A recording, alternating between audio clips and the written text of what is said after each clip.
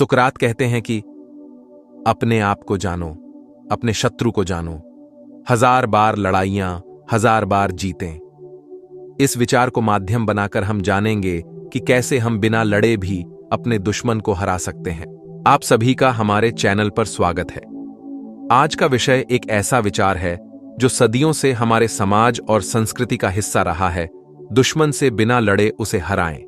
यह एक गहरी सोच है जो हमें सिखाती है कि संघर्ष और लड़ाई से परे भी रास्ते होते हैं। आइए इस विचार को गहराई से समझने का प्रयास करते हैं।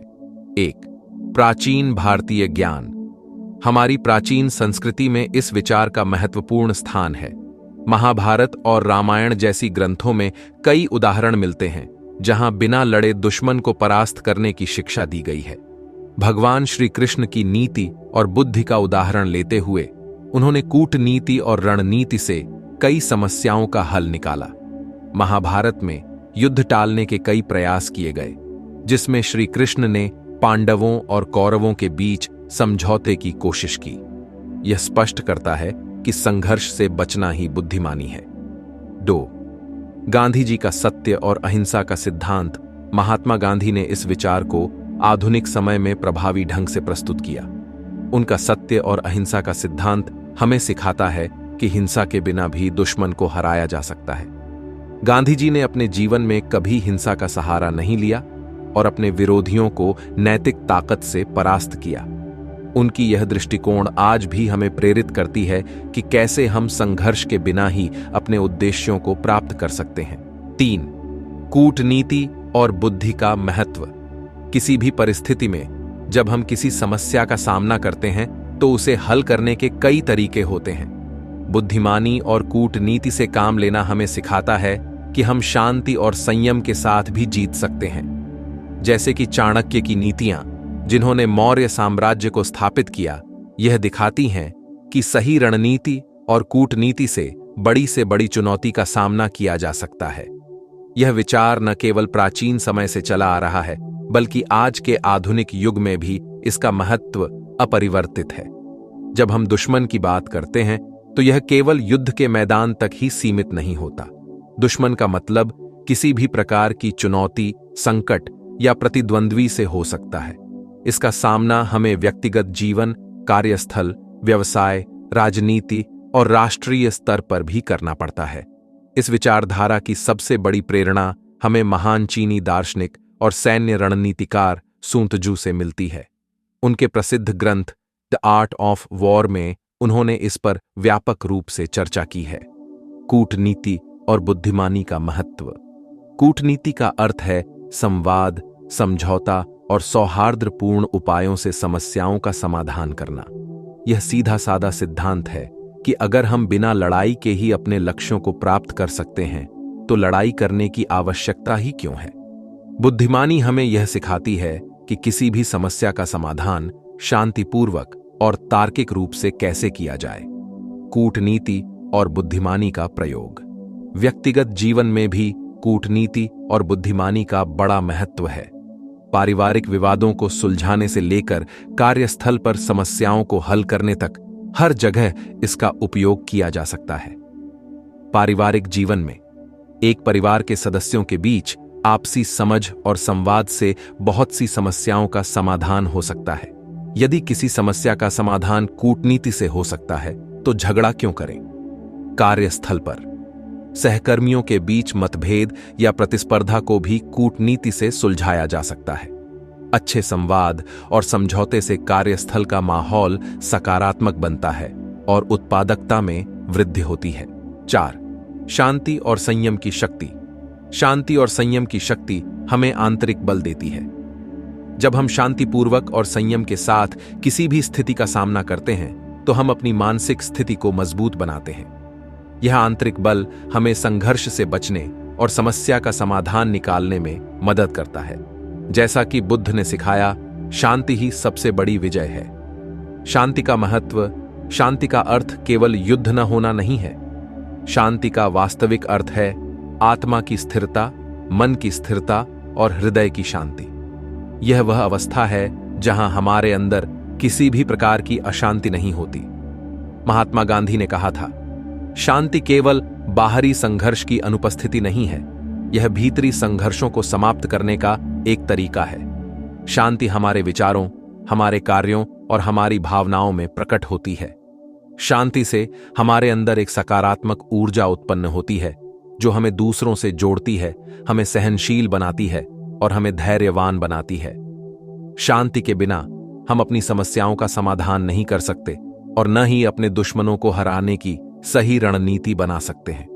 संयम का महत्व, संयम का अर्थ है अपनी इंद्रियों और भावनाओं पर नियंत्रण रखना।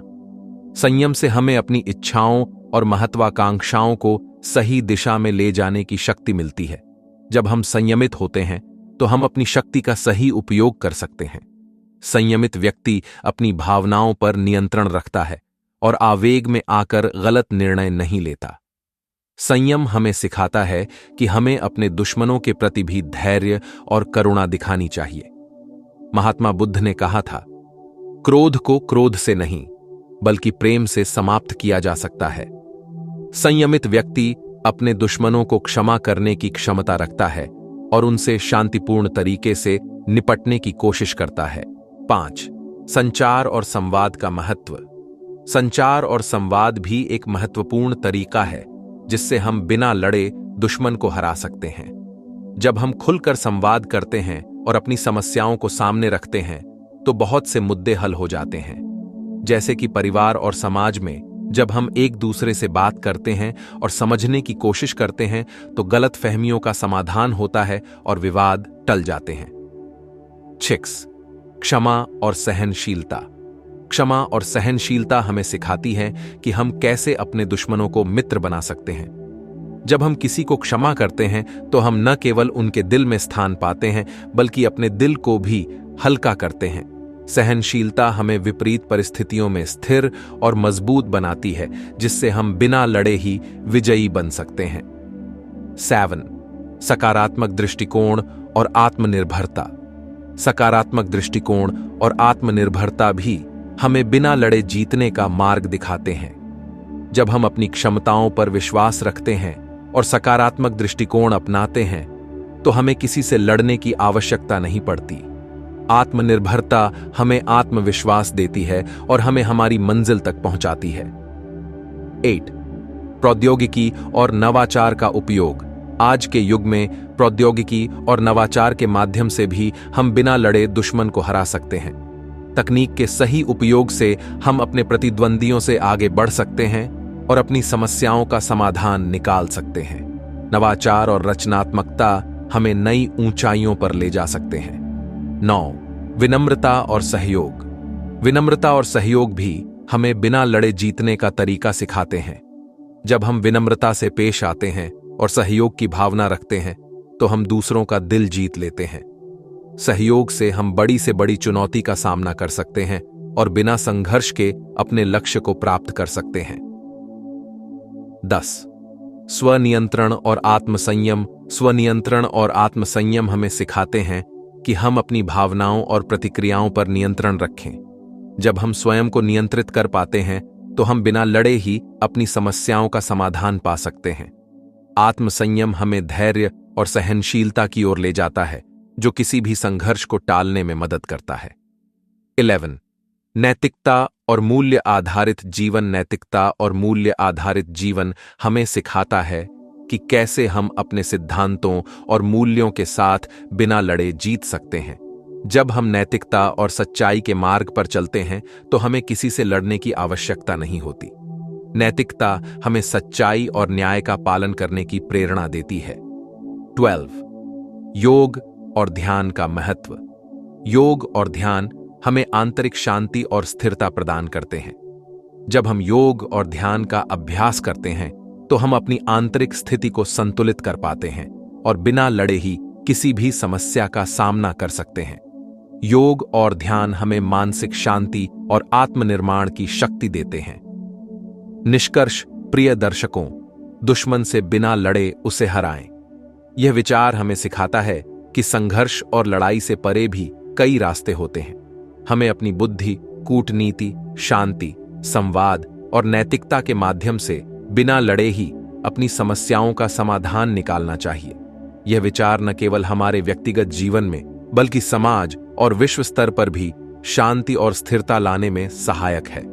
मित्रों, अगर आपको हमारी ये वीडियो पसंद आई है तो वीडियो को लाइक करें और चैनल को सब्सक्राइब करें। धन्यवाद।